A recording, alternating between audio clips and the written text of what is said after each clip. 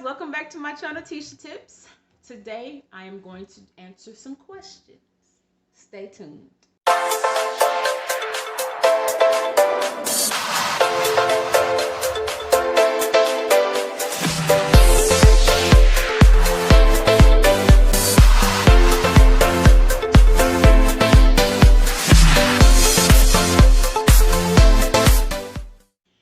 Okay, so first of all, give it up for my shirt I got from Ghana.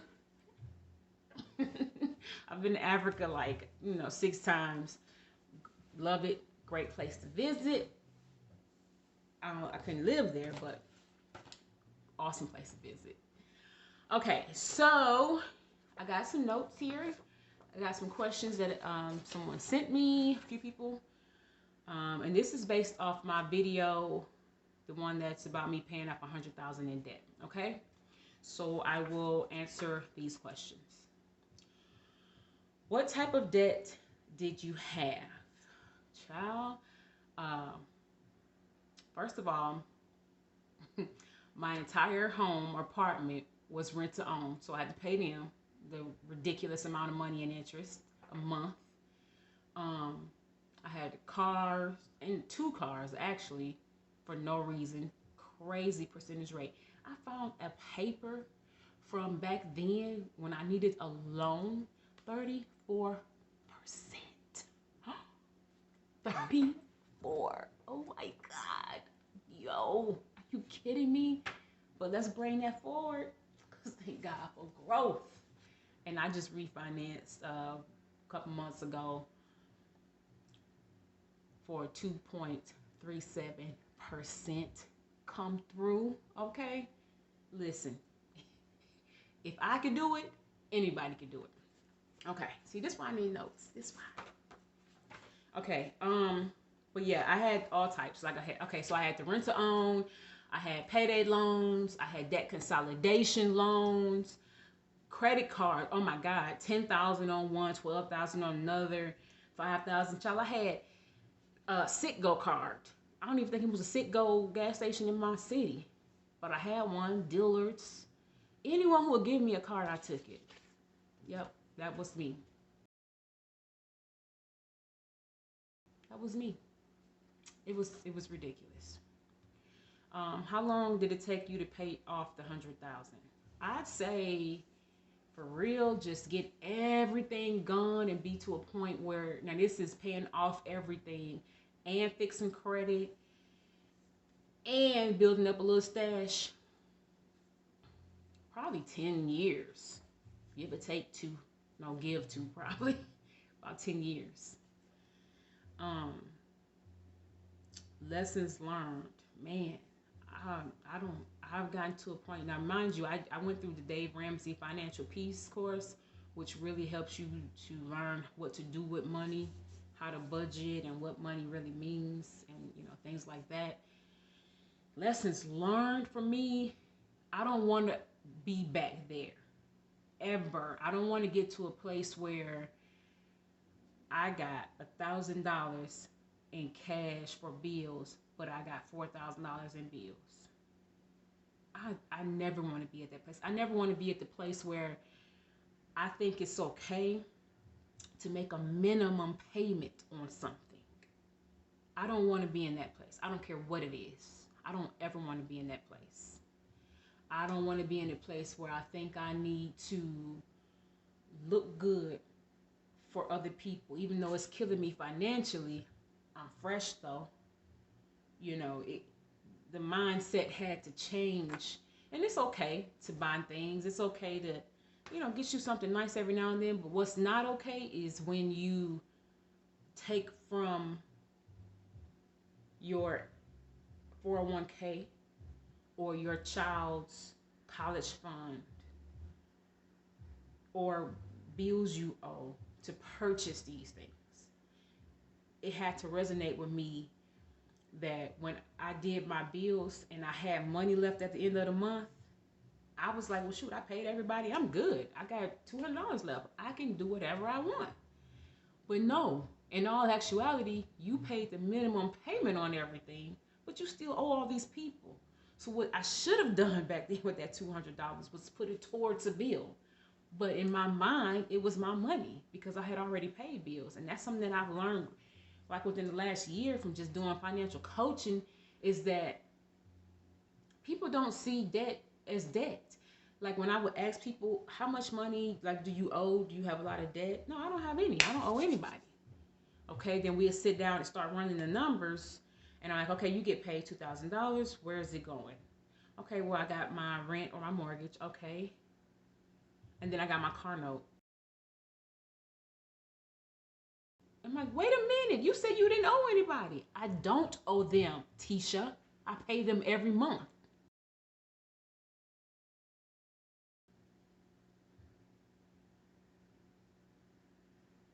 Okay.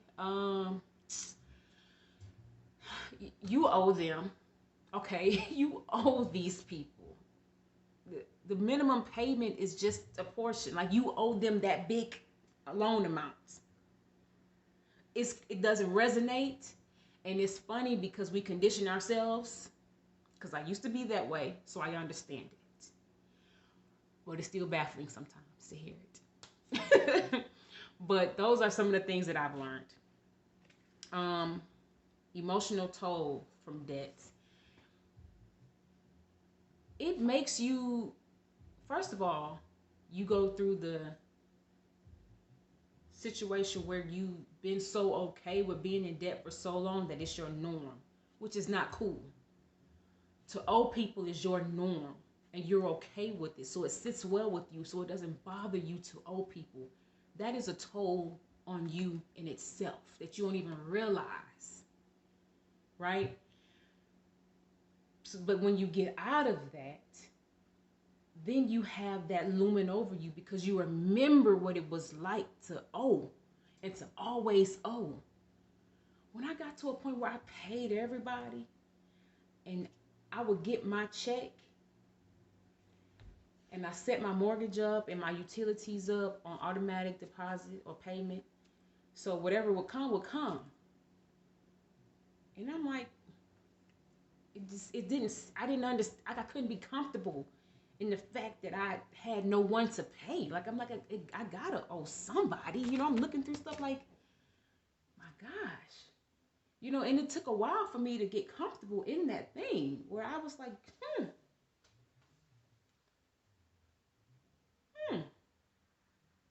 I don't owe anybody. Wow. Wow. And then that opened me up to be able to save up money. So like I bought a Jeep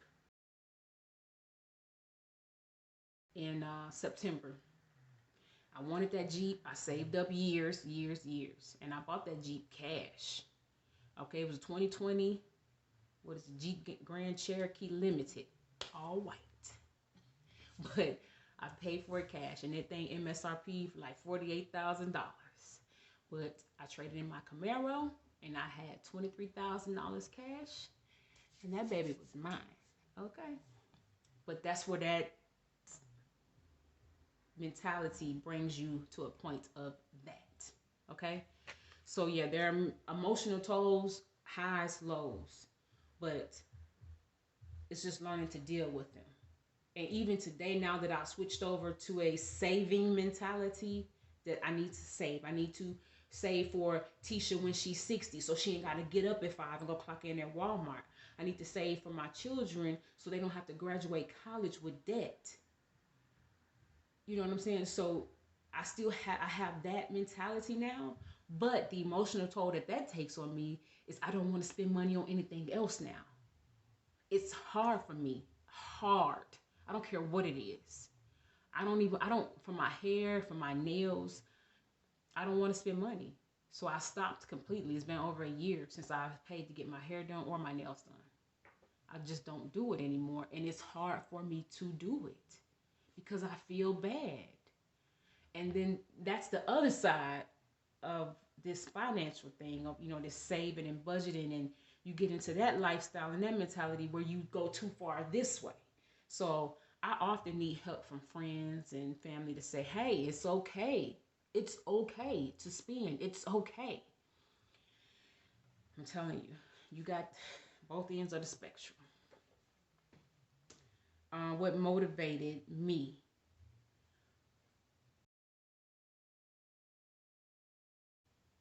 Having to go down to Pioneer Loans and do all those darn debt consolidations and get hit with all them 30 plus interest rates, and realizing that having a balance on a credit card or a loan, you have to pay those people to borrow that money, and you could be keeping that money.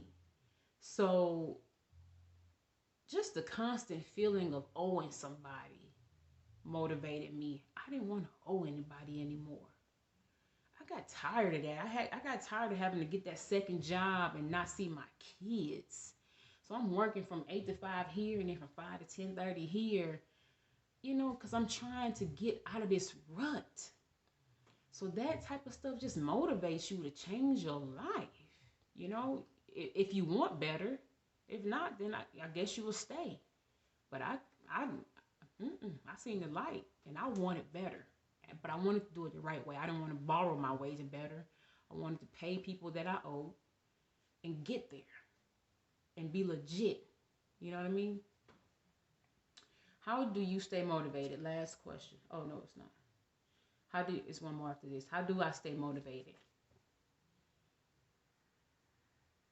I don't know. I think money is a constant battle, or wealth, so you got hills, constantly steps, constantly.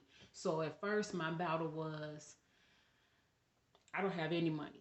I don't have money. I owe all these people. So that first battle was to figure out how to pay all those people. Then the second battle was how to get the credit together. So then you got that battle of sending all of the letters out to everyone and paying everybody, getting the paid in full letters back, crossing off all of those.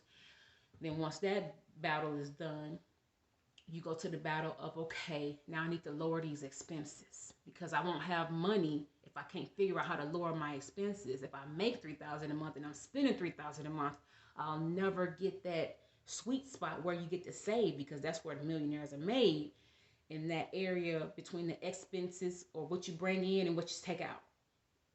You want something left so you can invest that and buy the assets with that. So it's always something. So yeah, then you got that. Now I'm at this area where credit's good, debt's good, making decent money, lowering my expenses. Okay, now I need to make an emergency fund. How do I get that? Okay, do a budget, live by this budget. Okay, it costs you $4,000 a month to live. Now you need to figure out how to get your emergency fund together, which means it costs me $4,000 a month. That's my budget. All of my expenses, homes, car, kids, investments, that's everything. $4,000 a month. Okay, now you take that, well, not investments, but you take that $4,000 a month, multiply it by 6, because they say your emergency fund should be 3 to 6 months. But I tell you, I think it should at least be 9. But if you're just starting out, do 6. So, okay, it costs me $4,000 a month to live. I need to multiply that by 6, which gives me 24.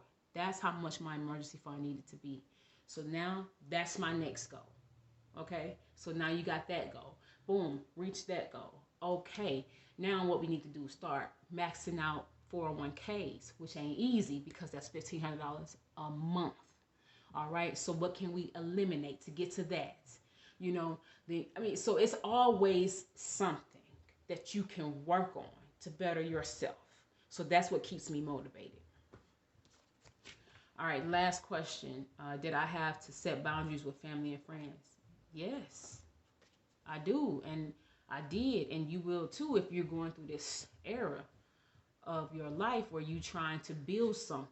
You know what I mean? I can't have things if I'm constantly giving things away.